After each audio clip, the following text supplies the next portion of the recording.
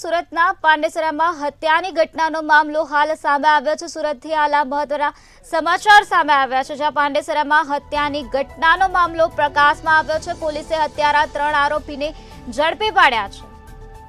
તો યુવાનને લાકડા અને લોખંડના સળિયા વડે માર મારવામાં આવ્યો હતો। યુવાનને બચાવવા મિત્રો જતા તેમને પણ માર મારવામાં આવ્યો હતો। તો 3 યુવાનોને હોસ્પિટલમાં ખસેડવામાં આવ્યા છે। ઈજાગ્રસ્તોમાંથી વિનય નામના યુવાનનું મોત નીપજ્યું છે। તો ઈજાગ્રસ્ત 2 મિત્રો હોસ્પિટલમાં સારવાર હેઠળ છે। તો પોલીસે હાલ હત્યારા 3 આરોપીઓને ઝડપી પાડ્યા છે। યુવાનને લાકડા અને લોખંડના સળિયા વડે માર મારવામાં આવ્યો હતો। યુવાનને બચાવવા મિત્રો ગયા હતા, તેમને પણ માર મારવામાં આવ્યો હતો અને આ યુવાનો ગંભીર રીતે ઈજાગ્રસ્ત થયા હતા, જેના કારણે તેઓને સારવાર અર્થે હોસ્પિટલમાં ખસેડવામાં આવ્યા હતા, જેમાંથી વિનય નામના યુવાનનું મોત નીપજ્યું છે।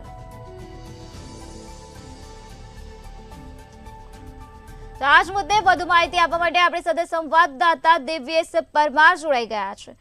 જે દિવ્યેશ, સુરતના પાંડેસરામાં હત્યાનો મામલો સામે આવ્યો છે, તે વિશે શું છે વધુ વિગત? ચોક્કસ જે પ્રકારે સુરતના પાંડેસરા વિસ્તારમાં હત્યાની ઘટના બની છે, તેમાં સમગ્ર મામલે જોવા જઈએ તો જે પ્રકારે આ હત્યા છે તેમાં કેટલીક આક્ષેપો પણ થઈ રહ્યા છે કે એક વ્યક્તિ છે વિનય, તે પોતાના સોસાયટીમાં મિત્રો સાથે બેઠો હતો। તે દરમિયાન બહારના ભાગે ચાલવા નીકળ્યો હતો। તે દરમિયાન જ 3 વ્યક્તિઓ જે છે તેમના દ્વારા તેમના પર લાકડાના ફટકા અને લોખંડના સળિયા વડે હુમલો કરવામાં આવ્યો હતો। ત્યારબાદ તેના મિત્રો તેમને બચાવવા જતા તેમને પણ ઢોરમાર મારવામાં આવ્યો હતો।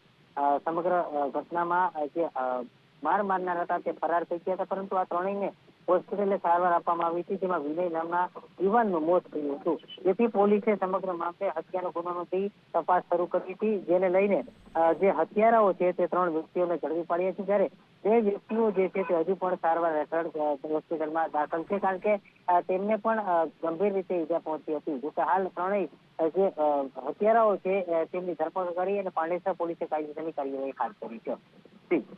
સમગ્ર માહિતી આપવા બદલ આભાર। સુરતના પાંડેસરામાં હત્યાનો આ બનાવ બન્યો હતો, જેમાં પોલીસે હત્યારા 3 આરોપીને ઝડપી પાડ્યા છે।